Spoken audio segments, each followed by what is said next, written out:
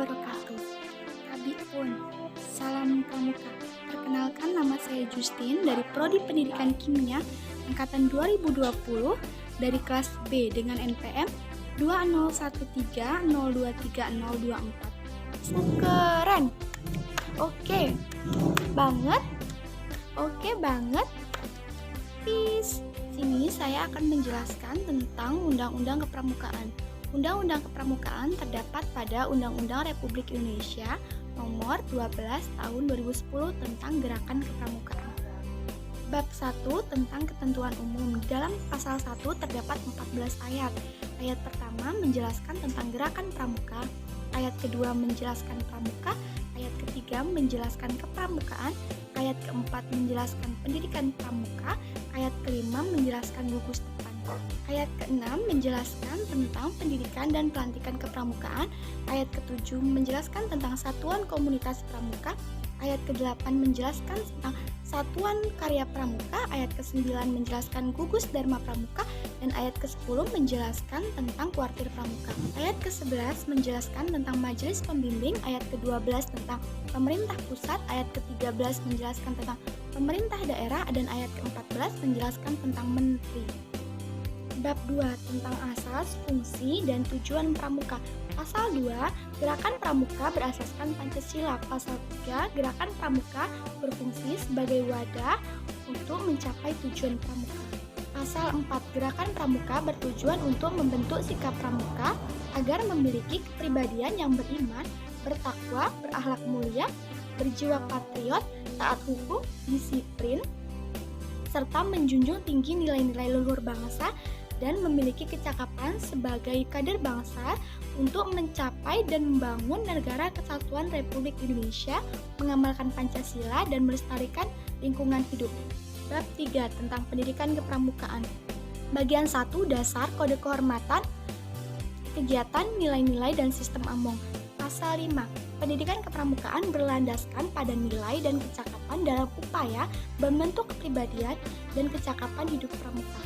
Pasal 6. Kode kehormatan pramuka terdiri atas satya pramuka dan dharma pramuka.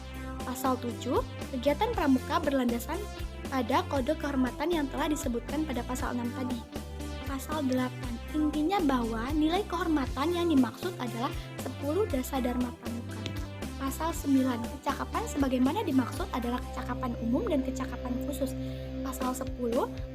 Kegiatan pendidikan kepramukaan dilaksanakan dalam menggunakan sistem AMONG. Pasal 11. Pendidikan kepramukaan dalam sistem pendidikan nasional termasuk jalur pendidikan non-formal. Pasal 12. Jenjang kependidikan kepramukaan terdiri atas siaga, penggalang, penegak, dan pandega. Pasal 13. Pasal 13 terdiri atas 3 ayat.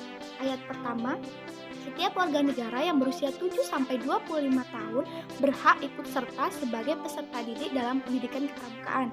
Ayat kedua, peserta didik yang dimaksud pada ayat 1 terdiri atas pramuka siaga, pramuka penggalang, pramuka penegak, dan pramuka pandega.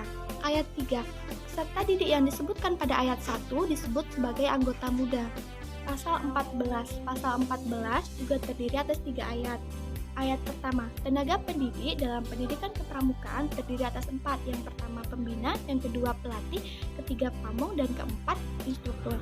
Ayat kedua, tenaga pendidik sebagaimana disebutkan pada ayat pertama harus memenuhi persyaratan sebagai tenaga pendidik. Ayat ketiga, tenaga pendidik yang dimaksud dalam ayat pertama disebut sebagai anggota dewasa. Pasal 15 berisikan kurikulum yang mencakup aspek nilai sebagaimana dimaksud dalam pasal 8 ayat 1. Bab 4 Satuan Pendidikan Kepramukaan. Pasal 16. Satuan pendidikan kepramukaan terdiri atas 2. Yang pertama, gugus depan, yang kedua, satuan pendidikan dan pelatihan. Prima tentang evaluasi, akreditasi, dan sertifikat. Pasal ke-17 terdiri atas 5 ayat. Ayat pertama, evaluasi dilakukan dalam rangka meningkatkan mutu pendidikan. Ayat kedua, evaluasi dilakukan terhadap peserta didik, tenaga pendidik, dan kurikulum. Ayat ketiga, evaluasi terhadap peserta didik dilakukan oleh pembina. Ayat keempat, evaluasi terhadap tenaga pendidik dilakukan oleh Pusat Pendidikan dan Pelatihan Nasional yang dibentuk oleh Kuartir Nasional. Ayat kelima, Evaluasi kurikulum dilakukan oleh Pusat Pendidikan dan Pelatihan Nasional pasal 18 di atas 2 ayat. Ayat pertama, akreditasi dilakukan untuk menentukan kelayakan kegiatan. Ayat kedua, akreditasi dilakukan atas dasar kriteria yang dilakukan secara terbuka. Pasal ke-19. Pasal ke-19 terdiri atas 3 ayat. Ayat pertama, sertifikat berbentuk tanda kecakapan dan sertifikat kompetensi. Ayat kedua, tanda kecakapan yang diberikan kepada peserta didik sebagai pengakuan kompetensi peserta didik. Ayat ketiga, sertifikat kompetensi tenaga kependidikan diberikan oleh Pusat Pendidikan dan Pelatihan Kepramukaan pada tingkat nasional. Sekian yang dapat saya sampaikan. Wassalamualaikum warahmatullahi wabarakatuh. Salam Pramuka.